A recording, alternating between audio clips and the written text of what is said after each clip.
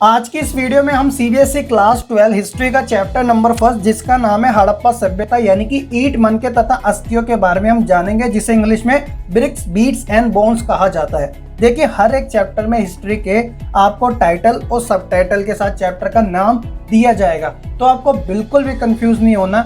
जब आप अपनी एनसीईआरटी की बुक देखोगे तो उसके अंदर आपका ईंट मनके और अस्थियां ही लिखा होगा, तो ऐसी कोई दिक्कत की बात नहीं है, आपको बस कंफ्यूज नहीं होना है। ठीक है, ये उसी के बारे में आपको बता रहा है। तो ये जो हमारा सिलेबस है वो 2020 और 21 वाले सेशन के लिए है, क्योंकि आप जानते हैं कि सीबीएसई ने रिवाइज कर दिया है आपका सिलेबस। अगर अभी तक आपको अपना हिस्ट्री का सिलेबस नहीं पता तो डिस्क्रिप्शन में और आई बटन में लिंक है, आप सिलेबस जरूर देख लीजिएगा हिस्ट्री का, ताकि आपकी कंफ्यूजन दूर हो जाए। और दूसरी बात यह है कि मैंने इस चैप्टर का ओवरऑल जो कंटेंट था कि इस चैप्टर में आपको क्या क्या पढ़ने को मिलेगा, उसकी वीडियो एक सेपरेट तरीके से बना दी थी आपके लिए, ताकि आपको कोई कंफ्यूजन ना हो। तो अगर आपने वो वीडियो नहीं देखी है तो 4 या 5 मिनट की वीडियो आप उसे जरूर देखिएगा, ताकि आपकी कंफ्यूजन सब दूर हो जाएगी।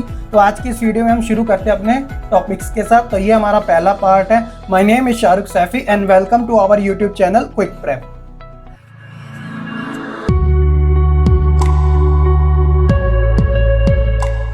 पहला टॉपिक है तिथियों की समझ। देखिए, जब आप हिस्ट्री जैसे सब्जेक्ट के बारे में पढ़ते हैं तो इसके अंदर जो डेट्स होती है वो काफ़ी ज़्यादा मायने रखती है। डेट्स भी 2 प्रकार की होती है, एक तो फैक्चुअल होती है, जैसे कि 1947 में भारत आज़ाद हुआ था, तो ये क्या है सभी को पता है, फैक्चुअल है, क्योंकि मॉडर्न डेट भी है काफ़ी, यानी हाल ही में हुई।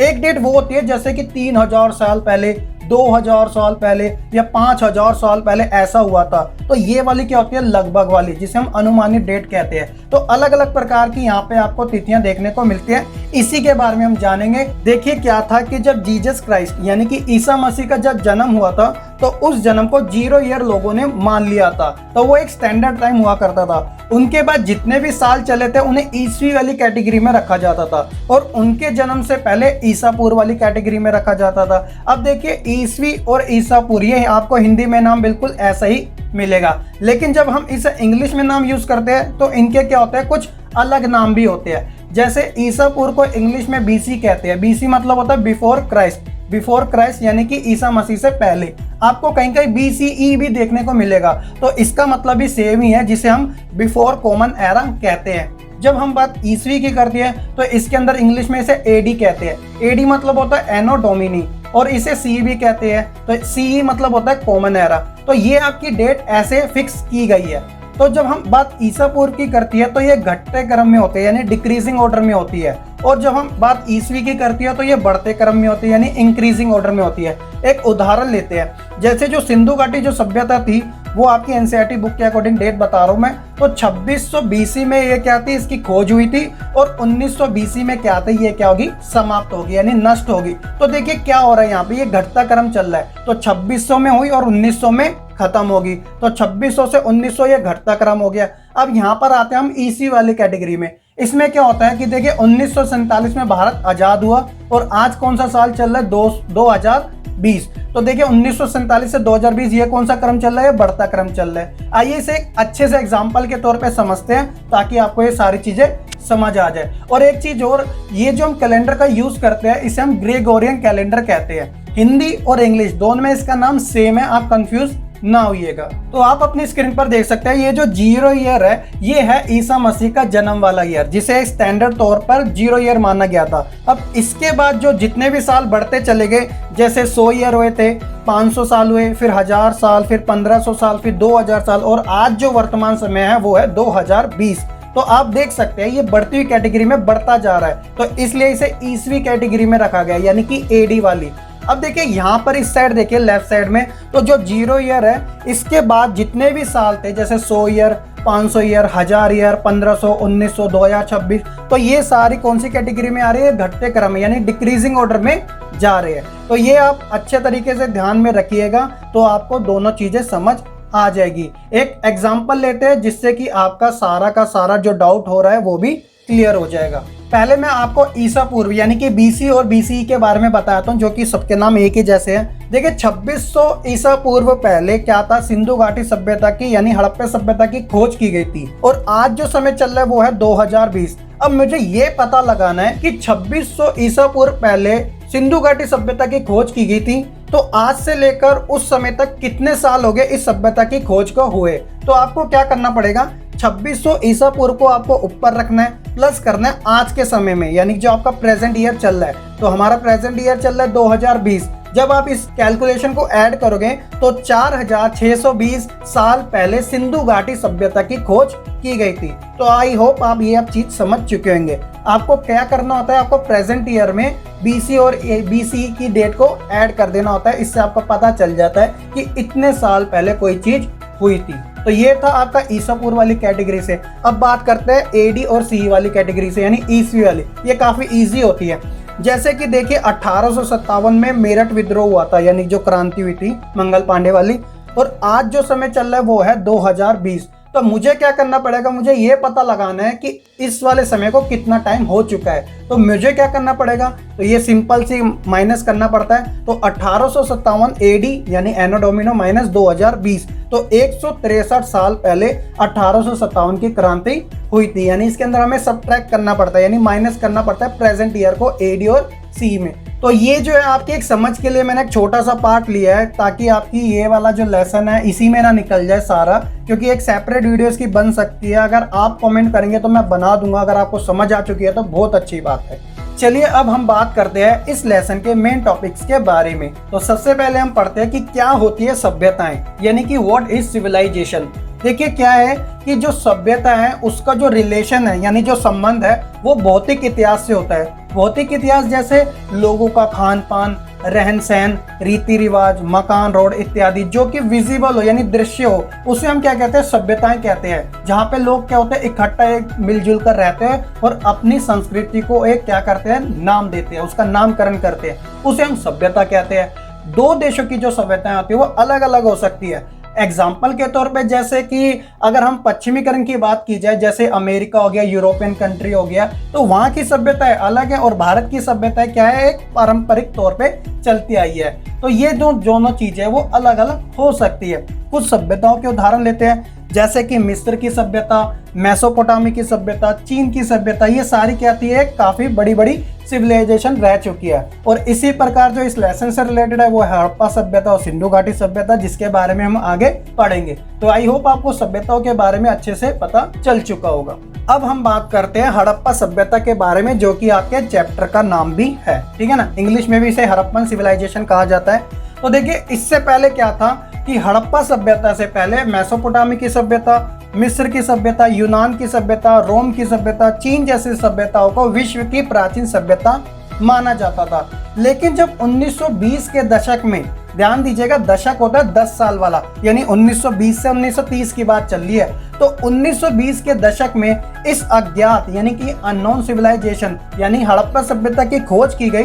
तब हड़प्पा सभ्यता को विश्व की सबसे पुरानी सभ्यता माना गया। इसका क्या कारण था कि ये इतनी पुरानी यानी विश्व की सबसे पुरानी सभ्यता मानी गई, तो इसके रीजन आपको आने वाली स्लाइड में पता चलेंगी। हड़प्पा सभ्यता की खोज, तो यहीं से आपको पता चलेगा कि ये इतनी पुरानी सभ्यता आखिरकार कैसे बन गई। देखिए क्या था, लगभग 160 साल पहले पंजाब में, ये वाला पंजाब आपका आधुनिक पाकिस्तान में है, क्योंकि 1947 के बाद जो बंटवारा हुआ था उसके अंदर पंजाब के भी दो टुकड़े हुए थे। एक पंजाब तो इंडिया वाला है और दूसरा पंजाब पाकिस्तान वाला है। तो ध्यान दीजिएगा 160 साल पहले पंजाब में पहली बार रेलवे लाइनें बिछाई जा रही थी और कुछ स्थानों पर खुदाई का काम, जिसे हम खनन भी कहते हैं, चल रहा था। तो इसमें क्या हुआ, इस कार्य के दौरान जो इंजीनियर उस काम में लगे हुए थे उन्हें अचानक हड़प्पा के पूरा स्थल के बारे में एविडेंस मिले, यानी कि अवशेष मिले। लेकिन वह तब ये जान नहीं सके थे कि ये हड़प्पा सभ्यता का एक स्थल है। तो उन्होंने क्या किया, वह यहाँ से जो इतनी अच्छी अच्छी ईंटें थी उन्हें उखाड़ कर ले गए और ईंटों का जो उन्होंने इस्तेमाल किया था वो रेलवे लाइन बिछाने के लिए किया था, यानी इस पूरा स्थल को उन्होंने ऐसे ही छोड़ दिया। तो ये था इसका पहला टर्म। इसके बाद क्या हुआ कि हड़प्पा सभ्यता की खोज के लिए जॉन मार्शल के नेतृत्व में, जॉन मार्शल उस समय भारतीय पुरातात्विक के जनरल डायरेक्टर थे, तो उनके नेतृत्व में दयाराम साहनी द्वारा 1921 में हड़प्पा स्थल की खुदाई का कार्य शुरू किया गया और ये सभ्यता के बारे में पता लगाया गया। तो एक तरीके से 1921 में दयाराम साहनी को हड़प्पा स्थल की खोज का क्या माना जाता है, खोजकर्ता माना जाता है। उसके बाद क्या था कि अगले साल ही 1922 में राखल दास बनर्जी के नेतृत्व में एक अन्य प्रमुख स्थल जिसका नाम था मोहनजोदड़ो की खोज हुई और इस नए स्थल के प्रकाश में आने के बाद यानी पता लगने के बाद यह मान लिया गया कि यह जो सभ्यता है वह सिंधु नदी की घाटी तक ही सीमित है, यानी कि इसी एरिया में फैली है। तो इसलिए इस सभ्यता का नाम सिंधु घाटी सभ्यता रखा गया। तो आप समझ सकते हैं कि जो हड़प्पा सभ्यता है उसे ये भी कहा जाता है कि यह सिंधु घाटी सभ्यता है। इसका रीजन क्या था अभी आपको आगे पूरी तरीके से पता चल जाएगा, ठीक है। फिर क्या हुआ कि 1924 में भारतीय पुरातात्विक सर्वेक्षण के महानिर्देशक यानी कि जो जनरल डायरेक्टर थे जॉन मार्शल, उन्होंने क्या किया कि पूरे विश्व के सामने एक नई सभ्यता की खोज की घोषणा कर डाली जिसका नाम था हड़प्पा सभ्यता। अब यहाँ पर आपको बात एक चीज ये नोटिस करनी है कि जब हम इतिहास के बारे में पढ़ते हैं तो जो डेट्स होते हैं वो एग्जैक्ट नहीं हो पाती, जिसके कारण मतभेद लोगों में बने रहते हैं। तो यही हड़प्पा सभ्यता के साथ हुआ था। जब आप एनसीईआरटी बुक के अकॉर्डिंग इसकी डेट देखोगे तो हड़प्पा सभ्यता की जो खोज का काल माना गया है वो 2600 ईसा पूर्व से लेकर 1900 ईसा पूर्व माना गया है। जब आप एनसीईआरटी की बुक देखोगे तो आपको स्टार्टिंग में ये देखने को मिल जाएगी। लेकिन जब आप कोई पब्लिशर के बारे में या कहीं और देखोगे या नेट पे सर्च करोगे तो आपको कहीं काल कुछ ऐसा दिखाई देगा कि 2500 से 1500, कहीं पे 2500 से 1800। तो अलग अलग मतभेद है इसकी डेट्स को लेके, तो इसलिए ये अनुमानित डेट है। तो इस प्रकार आपको डेट लिखनी पड़ेगी वो आपकी एनसीईआरटी बुक के अकॉर्डिंग लिखनी पड़ेगी, जो कि 2600 ईसा पूर्व से लेकर 1900 ईसा पूर्व मानी गई है, क्योंकि एनसीईआरटी ऑथेंटिक मानी जाती है। आप अपनी स्क्रीन पर हड़प्पा सभ्यता के पूरा स्थलों के बारे में भी जान सकते हैं और आपको जो याद रखने हैं वो है पहला, जो कि है हड़प्पा स्थल। तो इसकी जो खोज की थी वो माधव स्वरूप वत्स एवं दयाराम साहनी ने की थी। बुक के अंदर आपका दयाराम साहनी का नाम लिखा गया है, तो आपको उसी के अकॉर्डिंग ये नाम याद रखना काफी जरूरी है। खोज कब की गई थी? 1921 में। नदी कौन सी थी? रावी नदी। दूसरा है मोहनजोदड़ो, इनकी खोज करता कौन थे? राखलदास बनर्जी। कब की गई थी? 1922 में। कहाँ की गई थी? सिंधु घाटी नदी के पास, इसलिए सभ्यता का नाम सिंधु घाटी सभ्यता भी रखा गया। आगे भी आप कुछ और पढ़ोगे, जैसे यहाँ देख सकते हैं रोपड़ के बारे में, लोथल के बारे में, कालीबंगा। तो आगे भी आपको ये थोड़ी थोड़ी चीजें देखने को मिलेगी। आपको सारे नाम याद रखने की कोई जरूरत नहीं है। अभी आपका जो एनसीईआरटी के अंदर जो हड़प्पा सभ्यता के बारे में दे रखा है वो लिमिटेड दे रखा है, तो आपको वही याद करना है ताकि आप भी कंफ्यूज ना हो और कहीं वाइड ना चले जाए। ये आप मैप में भी देख सकते हैं कि जो पाकिस्तान है वो हमारी कौन सी दिशा में पड़ता है। ये हमारी नॉर्थ वेस्ट दिशा में पड़ता है, यानी उत्तर पश्चिमी दिशा में। और ये रहा हड़प्पा का स्थल, जो कि अभी के समय कहाँ पर है? पाकिस्तान में स्थित है। और ये आप देख सकते हैं पंजाब, जो कि इंडिया वाला पंजाब है। जो पाकिस्तान वाला पंजाब है वो आपको उस साइड में मिलेगा। तो ये जो लाइन जा रही है ये कौन सी है? ये बॉर्डर वाली लाइन भी है। और इसी के यहाँ पर आपको हड़प्पा की खोज मिली थी, क्योंकि बंटवारे से पहले यानी 1947 से पहले जो पाकिस्तान है वो तो भारत का हिस्सा था, यानी पाकिस्तान का तो कोई नाम ही नहीं था, तो ये पूरा भारत ही था। लेकिन बंटवारे के बाद हड़प्पा का जो स्थल है वो कहाँ चले गया? पाकिस्तान वाली साइड में चले गया, क्योंकि यहीं से बंटवारा शुरू हुआ था। आप बच्चों के लिए मैंने हड़प्पा सभ्यता से रिलेटेड कुछ ऐसी जानकारियां भी इसके अंदर रखी है जिससे कि आप इस चैप्टर को यानी कि हड़प्पा सभ्यता के बारे में अच्छे तरीके से समझ सकेंगे। तो आइए जानते हैं उसी के बारे में भी कि हड़प्पा सभ्यता के बारे में अन्य महत्वपूर्ण जानकारियां। पहला पॉइंट देखिए क्या कहता है कि इस सभ्यता को 3 नामों से जाना जाता है। पहला है सिंधु घाटी सभ्यता, क्योंकि यहाँ इस घाटी के पास मिली थी। दूसरा है सिंधु सभ्यता, क्योंकि ये उसी का ही नाम है। और तीसरा है हड़प्पा सभ्यता, क्योंकि सबसे पहले जो खोज थी वो इस स्थल के पास ही मिली थी। तो तीनों का जो अर्थ है वो बिल्कुल सेम अर्थ है। जब इस सभ्यता के बारे में यह प्रमाण मिले कि सिंधु नदी घाटी की जो सीमाएं हैं वह काफी दूर दूर तक फैली है, जैसे कि राजस्थान, हरियाणा, पूर्वी पंजाब और गुजरात, तब क्या हुआ कि इस सभ्यता को सही नाम से जानने के लिए हड़प्पा सभ्यता का नाम प्रयोग किया गया, जो कि एक भौगोलिक रूप में दर्शाया जाता है। इसका क्या कारण होता है देखिए, जानते हैं उसके बारे में भी। पुरातात्विक साहित्य में किसी अज्ञात अननोन सभ्यता का जब नामकरण उस स्थल के नाम पर कर दिया जाता है जहां पर सबसे पहले उसे पहचाना गया हो, तो इस सभ्यता का नाम हड़प्पा सभ्यता इसी कारण पड़ा। क्योंकि आप भी जानते हैं कि 1921 में जॉन मार्शल के नेतृत्व में दयाराम साहनी के द्वारा हड़प्पा स्थल की पहचान की गई थी और खोजकर्ता उन्हें माना गया था। तो सबसे जो पहला नामकरण था वो हड़प्पा सभ्यता था, तो इसी कारण इसका नाम हड़प्पा सभ्यता पड़ा। ठीक है ना। और भारतीय उपमहाद्वीप में इस सभ्यता के लगभग 1000 से भी ज्यादा क्या बोले स्थलों के बारे में पता चला है, लेकिन फिर भी इसके अंदर सिर्फ केवल 6 ही ऐसे स्थल हैं जिन्हें नगरों की संज्ञा दी गई है। वो कौन कौन से हैं? तो सबसे पहले हड़प्पा, दूसरी है मोहनजोदड़ो, तीसरी है चोंदड़ो, चौथा है लोथल, पांचवा है कालीबंगा और छठा है बनावली हिसार। ठीक है ना। तो ये 6 ऐसे स्थल है जिन्हें नगर की संज्ञा दी गई थी। ये आप अपनी स्क्रीन पर भी देख सकते हैं कि ये जो नगर थे वो किस किस राज्यों से संबंधित थे।